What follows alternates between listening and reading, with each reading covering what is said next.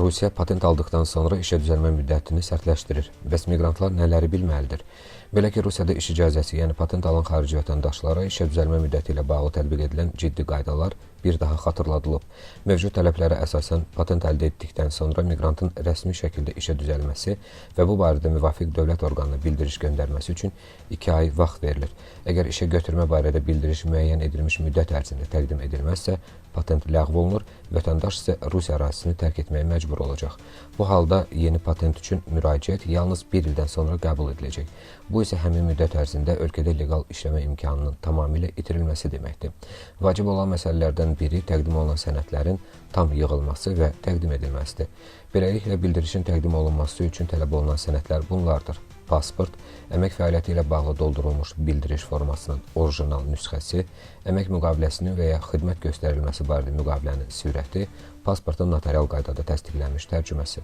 Bəs bildiriş harada və necə təqdim olunmalıdır? Qaydalara əsasən Moskvada patentin 77 seriya ilə verildiyi hallarda bildirişlər Miqrasiya Mərkəzi tərəfindən qəbul olunur. Xidmət yalnız mərkəzin rəsmi saytında öncədən qeydiyyat vasitəsilə göstərilir.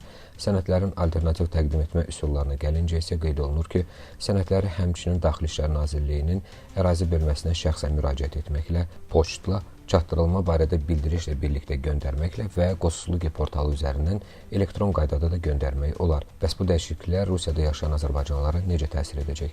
Ekspertlərin sözlərinə görə Rusiyada patent əsasında çalışan azərbaycanlı vətəndaşlar üçün bu qaydaların sərtləşdirilməsi xüsusi diqqət tələb edir. 2 ay ərzində bildirişin təqdim edilməsi patentin ləğvi və ölkədən çıxış öhdəliyi ilə nəticələndiyi üçün bu həm maliyyə, həm də sosial baxımdan ciddi çətinliklər yarada bilər.